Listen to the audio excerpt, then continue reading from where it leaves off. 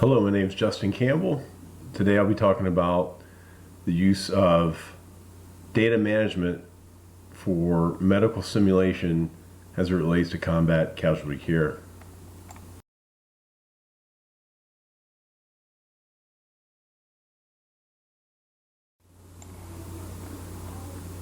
The current situation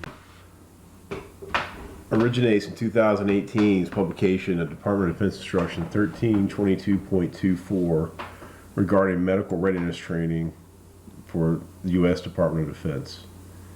Tactical Combat Casualty Care, or TCCC, is the standard of care for all first responders, both medical and non-medical.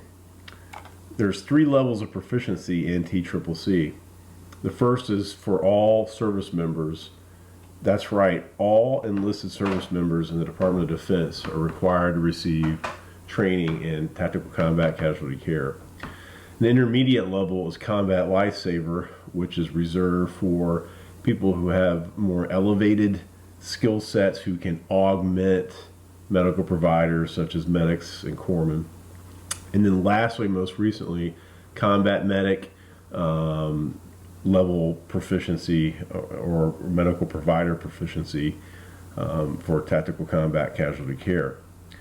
It's unique in that the scope of this training just spans and touches every single command and every single individual in the Department of Defense. Consequently, the way this training is delivered and assessed is of key importance, considering the ubiquitous nature of the program. The purpose of this presentation, though, is to evaluate whether innovations in medical simulation data management can improve the combat medic level course of training for tactical combat casualty care.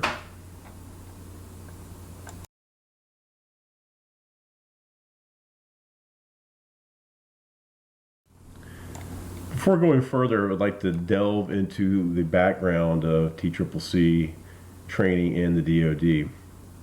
The Defense Health Agency has identified a joint trauma system as the center of excellence for the study of trauma management. Within the joint trauma system, one of their councils is the Council on TCCC, or COTC. COTC promulgates their guidance and training in a website called Deployment Medicine. Deployment Medicine has a wide array of instructional manuals, guides for instruction and assessment, a series of skills assessment checklists that are used to evaluate performance both for individual skill sets as well as an overall robust combat casualty simulation.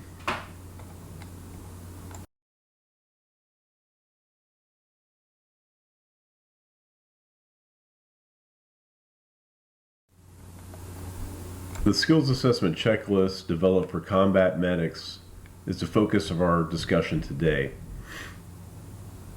Formal TCCC assessment consists of a simulated combat casualty encounter in tactical field conditions.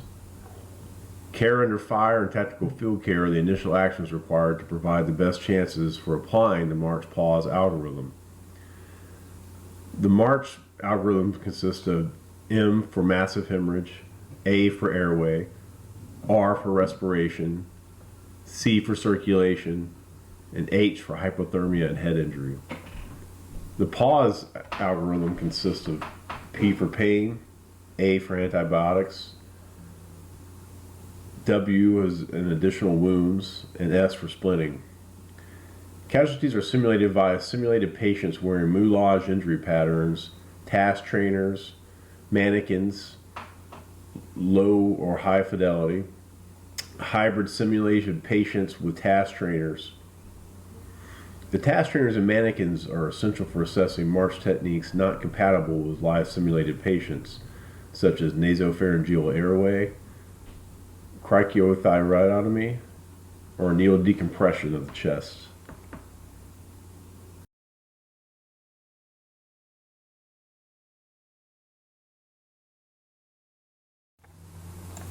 With respect to the assessment and debriefing of TCCC performance, there is no guidance for the manpower required to assess TCCC proficiency in the combat medic domain. To understand how TCCC is currently assessed in at least one domain of the DoD, we can look to the TCCC training provided for Navy hospital corpsmen preparing to serve with the Marine Corps, provided at the field medical training battalions. In order to manage the throughput of 150 to 200 students per course, a 1-to-1 ratio of instructor to student is required, with each instructor conducting 20 or more TCCC assessments and debriefs during a week of casualty assessment. The real numbers often double given the high failure rate of students on their first attempt. Considering that each TCCC assessment consists of 10 minutes of setup, 30 minutes of execution, followed by debriefing, each assessment takes the better part of an hour to conduct. So, just to kind of go through the process, this individual instructor is tasked with first setting up the conditions to execute the performance. They have to set up the moulage, they have to get the students organized, they have to prep the mannequins, they have to get the skill sheets ready for assessment. Then, as the assessment is conducted, they have to manage the time, observe the behaviors of the student as well as the other individuals supporting the evolution, because TCCC is not conducted in isolation. It's conducted with a fire team for the field medical training battalions. All along, they're supposed to monitor 58 different critical items, 27 of which are critical and if missed result in automatic failure. In addition to all this, in addition to managing the simulation, grading the simulation, they are then expected to go and provide detailed debriefing feedback. Keeping in mind, you've got a list of additional students to go to get through to complete your assessment for that day. Clearly, this is a task-saturated, high workload, demanding environment for any instructor.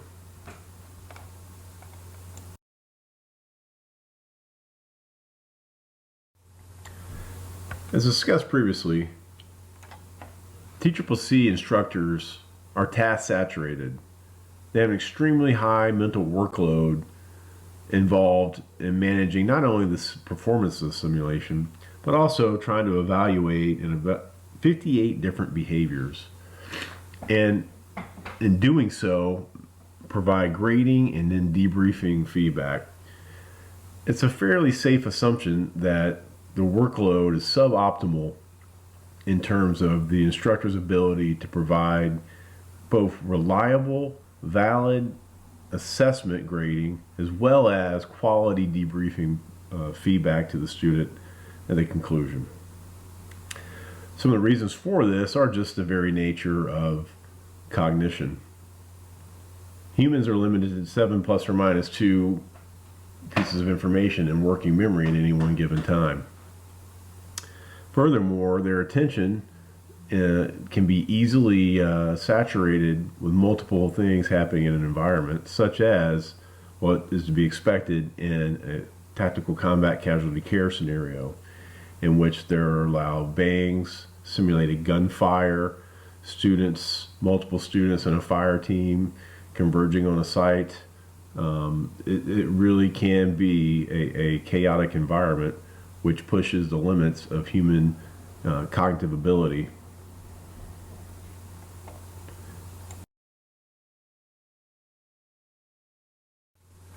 Having made the case that TCCC assessment, as it's currently conducted, places an enormous workload strain on the instructor, we have to consider the implications. The first of those we'll consider are the implications for reliability. Reliability refers to the consistency of a score or graded outcome on an assessment such as the skills assessment checklist. Reliability can be consistency between raters for a single student, i.e. inter-rater reliability, consistency for an instructor over time, inter-rater reliability, and consistency for the student over time, test-retest reliability, and furthermore, consistency between different versions of an assessment, also known as parallel forms reliability. The implication of low reliability is that the actual score on the assessment is determined more by sources of error external to the student's true performance and proficiency. A student may pass or fail due to external circumstances such as instructor fatigue, differences in instructors' mental models, expectations for how to grade TCCC, poor assessment design, i.e., for example, just poorly designed checklists themselves. And then difference in settings or even factors like the time of day. Some research has shown that in different settings where people are evaluated, in particular judicial settings, that judges tend to be more lenient towards the end of the day as they become more fatigued, whereas cases that are heard earlier in the day are actually subjected to greater scrutiny or more likely to receive a harsher sentence. Could the same be true for the way we assess TCCC performance? Secondly, with respect to manpower, the current TCCC assessment models tend to rely upon a 1-to-1 instructor ratio and 40 to 50 minutes of dedicated time per student. Combined with the duties of setup, execution, grading, and debriefing the assessments, the work required on the instructor is demanding, especially from a cognitive standpoint. Lastly, consider the impact to the quality of the debrief. The Council on TCCC recommends that students be given A, written feedback, and B, time for self-reflection, and if necessary, a chance to reassess if the first attempt at completing the assessment is unsuccessful. The skills assessment checklist itself was designed to serve as a method of written feedback. However, in settings where the instructor to student ratio is 1-to-1, there is little time to develop and deliver quality post-assessment debriefing. As numerous studies in medical modeling and simulation have noted, debriefing is an absolute fundamental necessity. Some have gone so far as to suggest that medical simulation without debriefing is essentially useless. Therefore, it is a serious threat to the utility of the overall TCCC training enterprise if debriefing is compromised.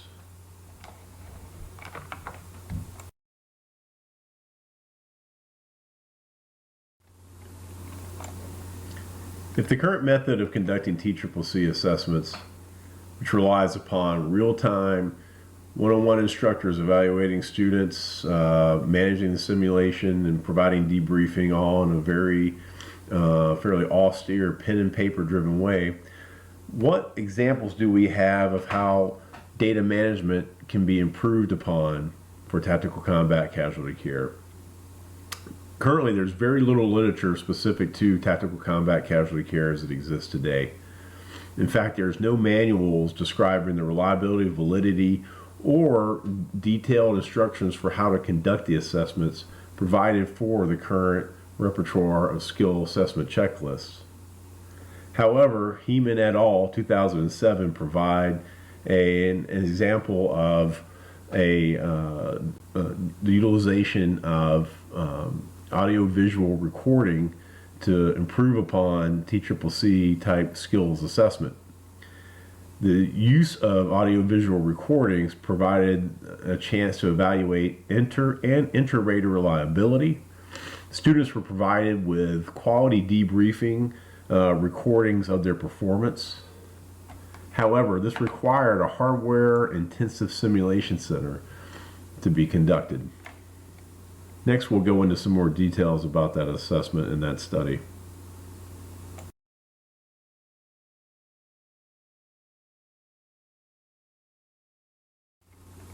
Heeman et al. 2007 conducted their study at a formal assessment center, the Anderson Simulation Center in Fort Lewis, Washington. They had 3 different settings. Each one, though, contained audio and video recording. They had wireless mics on each of the students, as well as omnidirectional static microphones in the ceilings to capture sound. The authors felt that sound was a critical component to getting good assessment of medical skills. Each camera possessed each room possessed 3 different cameras. They utilized SimMan mannequins by Laerdal, as well as static mannequins for certain procedures. These mannequins provided input into one central processing laptop for all the different mannequin inputs. In addition to the 3 trauma rooms, there was a 4th control room that utilized a digital imagery system with integrated soundboard by March Networks. They also utilized 3 monitors, one to monitor the audio-visual information, the second to review input from the simulation software of the mannequins, and then the third for a backup. In the control room, they had a person as a sim director who guided the scenario and also verbally communicated with the students. And then they were augmented by a tech support individual. Another unique feature of this is that for each of these audiovisual recordings, there were 3 different raters who graded these scenarios, with the inter-rater agreement for these being a key feature, as well as in terms of intra-rater, the ability for instructors to be graded more than once, to grade their assessments after they had initially been graded. So it allowed for look at consistency within an instructor time after time.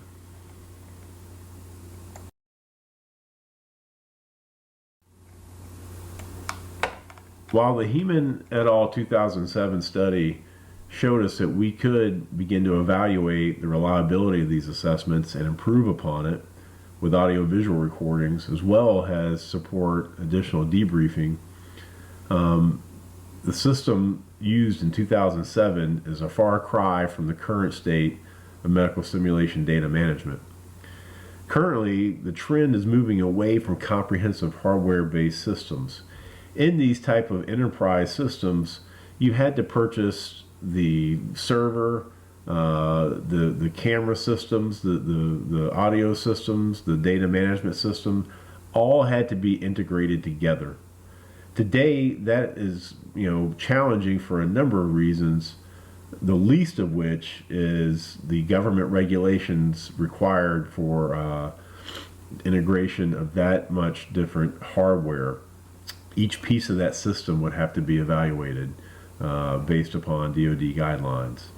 And so not only is it cumbersome in terms of getting permission to implement, it's also cumbersome financially, much more cost intensive to buy a large integrated system. Furthermore, that integrated system provides a single point of failure, such that there is no way to augment with updated new parts. Either you stick with the contract provided by the vendor, or your system becomes obsolete and falls into disrepair and is unusable. What is starting to take center stage are cloud-based solutions. No doubt COVID has compelled this with this distance learning innovations. And so what we're really excited about is the potential to use commercial off-the-shelf or pre-existing hardware in terms of audio-visual recording devices currently at medical training commands, and to be able to upload this to the web, to the cloud, where the different software can be applied in a remote off-site location, allowing for a much more easily integrated, user-friendly system.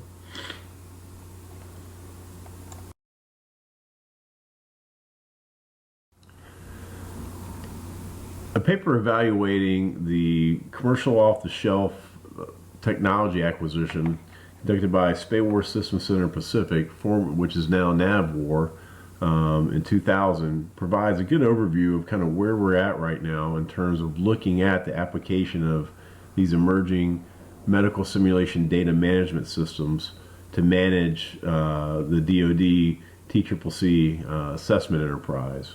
Currently, we are in the research phase. We're just beginning to take a look at this. We're doing our research. I mean, we're right at the point where we're on the web page, evaluating, requesting product information, looking at the commercial market, eventually looking to do surveys and evaluate what else is going on with the Navy.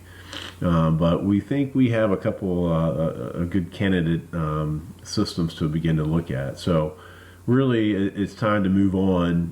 The next step will be vendor evaluation, to actually reach out and contact these different vendors, reach out to the marketing reps, start to look at the technical support requirements, vendor questionnaires, hopefully have the vendors come out, do a site visit, and then develop our own survey to evaluate whether or not these products meet our criteria.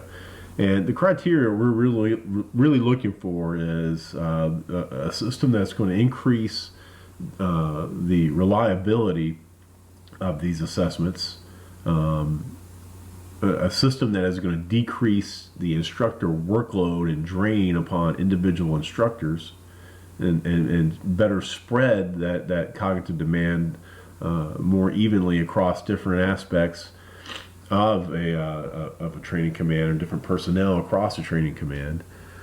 And then lastly, something that's going to make debriefing much more objective, something that's going to enhance the quality of it and provide the opportunity for students to have repeat views and the chance to really delve in and spend more time reflecting upon their performance.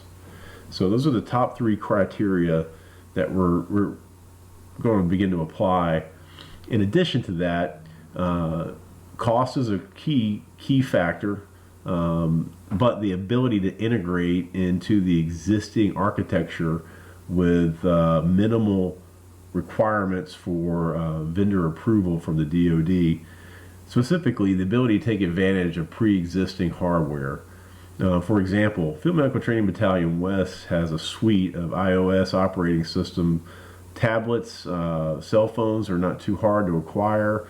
If we were able to leverage our existing audio-visual capacity, but to do so with an upload to a cloud-based environment where the maintenance of the hardware and the software is something maintained by the company, whereas we are the end state users who receive the product,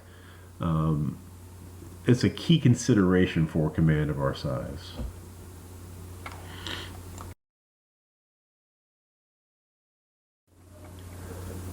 Initial web-based research into medical simulation data management programs really tends to lead to these big 3.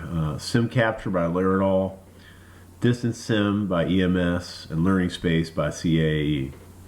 One of the challenges of just limiting yourself to web-based evaluation of the market research is the lack of information really provided on these websites. There is no simple manifest that lists the price of these systems. There's no full description of the different technological components that are required for the system, and obviously technical details and specs that will be required, and something that we'll have to get in later surveys, are obviously not available. You are absolutely forced in each one of these instances to establish contact with the vendor before moving forward, which is the situation that we're at right now. Nevertheless, let's take a look at what some of these systems offer.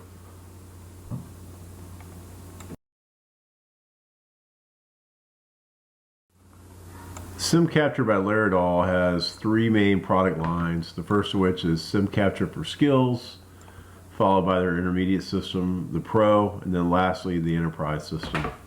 The Sim Capture from Skills, from what we can tell, is really smartphone based, a response to the COVID pandemic, where students were required to demonstrate skills remotely from their homes with very basic task trainers using their own phones for recording. This system seems to be quite robust. something that might be compatible with conducting assessments out in more austere field conditions using a minimal amount of equipment. The Pro system is also for the smaller simulation center that uniquely and very attractively does not require any new audio-visual equipment. You can integrate existing AV into their system. Then lastly, the Enterprise module is a little more comprehensive. I believe there's additional more hardware involved in that.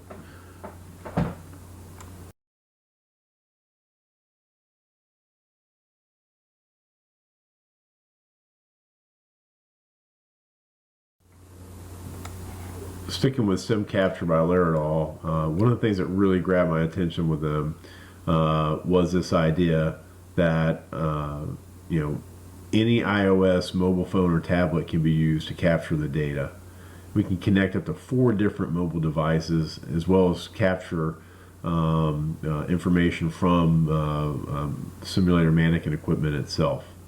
All right, this data is automatically uploaded to the cloud with unlimited storage and easy access for anyone within your organization. So this really looks like it's tailor-made for the military training environments commonly associated with tactical combat casualty care.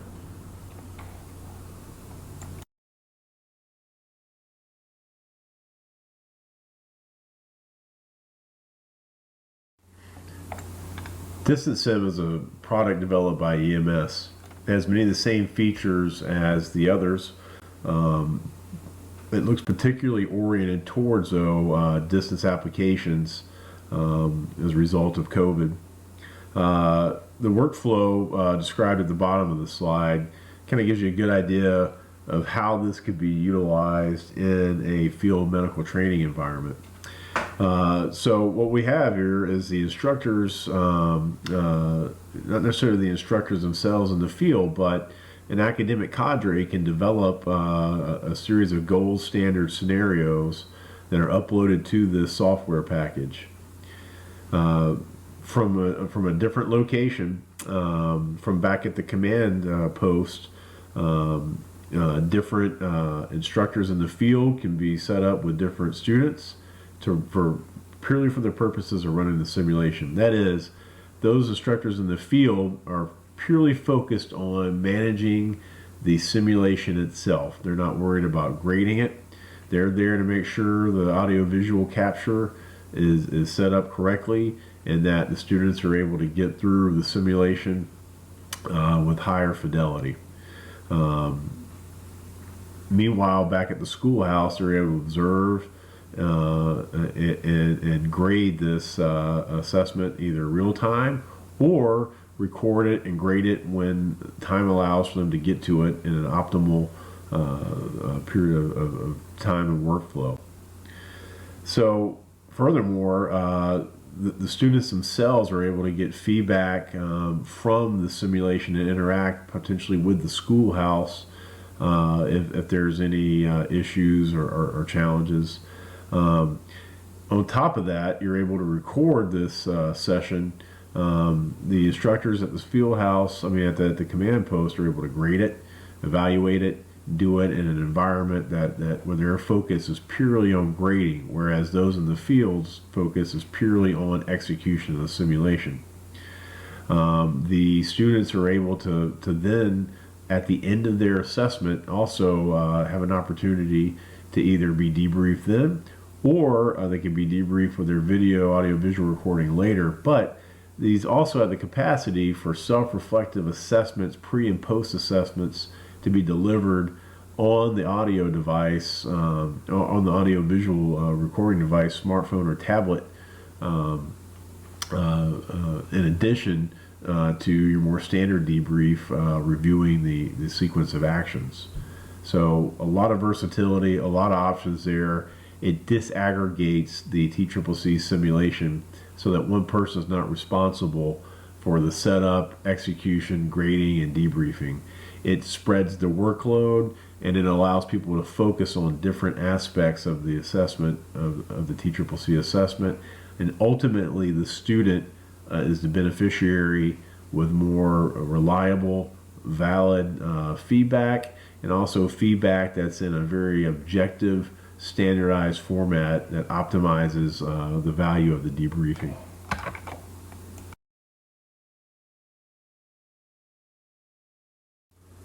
Learning Space is an offering from CAE. Unlike the EMS offering, this is simulator agnostic. Perhaps EMS is simulator and device agnostic, but their website doesn't necessarily tell us that. That is a big concern. We're really looking for this type of tech that allows us to take existing, already approved, difficult to get approved software, hardware at our command, and then integrate it so that we're able to utilize their data management system to give us a type of recording and feedback to enhance learning.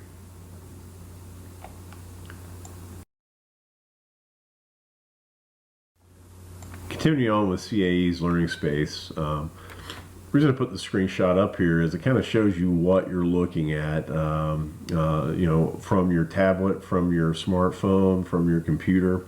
These data management systems, all three that we've talked about today, can integrate multiple camera, audio-visual information flows, as well as information from different simulator devices, mannequins themselves. The instructor, the person grading the assessment, is able to utilize icons to identify specific behaviors. They're able to drop comments. All these along a timestamp integrated into the multiple input window. So you're able to record and debrief. You can share these videos with students, with other instructors, whoever is in charge of the permissions is able to then grant access as needed. Just a much more robust picture and thankfully an objective source of information on how to grade the TCCC assessments. VICE, relying upon real-time pen and paper annotations of up to 58 different items within a 30-minute time span, which is the current state of the art in TCCC assessment.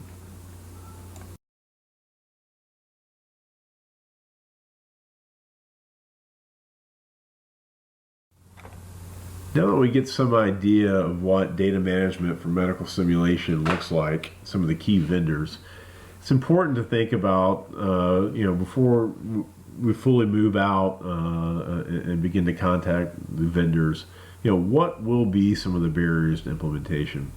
First and foremost is a formidable DoD process to review commercial off-the-shelf software for inclusion in Wi-Fi networks and accessibility into systems such as Marine Corps Enterprise Network, which is what Field Medical Training Battalion West functions with.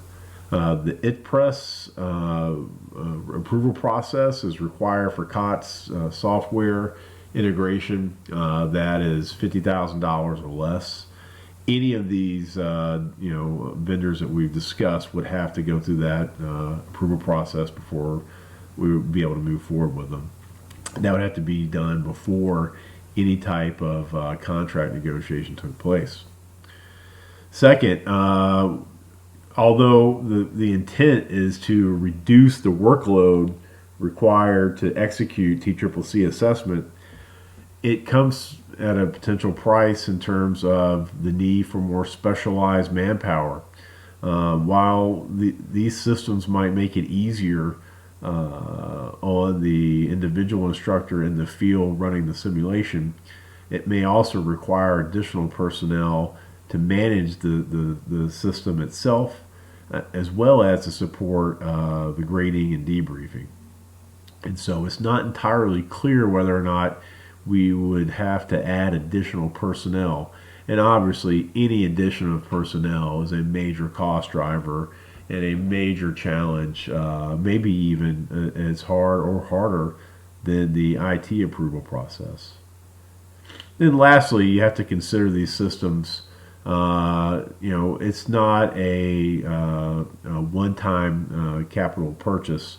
It's a recurring cost, and the overall cost across the life cycle to maintain this accessibility to this software, even if it's cloud-based, is something to take into consideration. All three of these challenges together mean that you really have to have a strong case for the need and also the utility of bringing these systems online.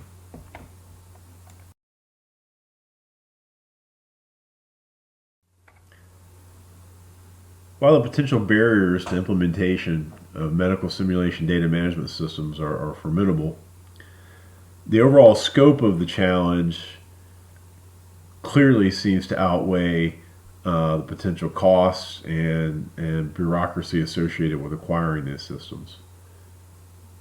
Because every single DoD service member is required to do TCCC training.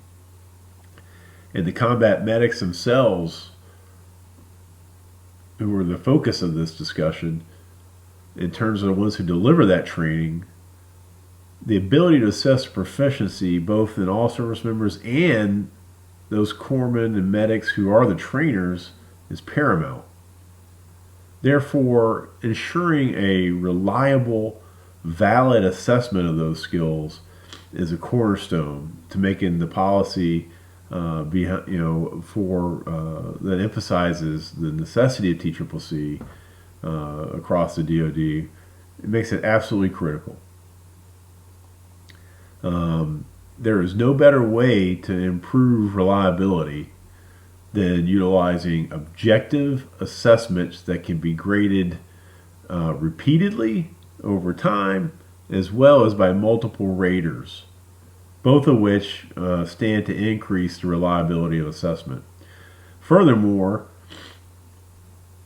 these assessments, as they currently stand, weigh too heavily on a single individual instructor. By reducing the cognitive workload of instructors, we stand to not only increase the fidelity of the simulation itself, but also improve upon the grading by spreading the task across multiple individuals within a training facility and command, vice reliance upon a single individual in a rush scope period of time. I can't say it enough. Can you imagine? You have to grade 58 different items, 27 of which are critical within a 30-minute time span, and do that dozens of times. It's no wonder that the potential for error is high in the current system. Unfortunately, we have no idea of knowing what the true situation is with regards to the reliability and the impact of this cognitive workload saturation with regards to the validity of their assessments. And then lastly, debriefing, which is the hallmark of quality medical simulation training, stands to benefit greatly from this. Students will have the opportunity to receive objective feedback that they can review not only with their instructor, but with other students and with repeated viewings. It really is the state of the art that gets to the heart of why we do this training. It's to make sure students are able to practice their skills, get corrective feedback, apply it, learn from it, and then become proficient in tactical combat casualty care. Thank you. I appreciate your attention.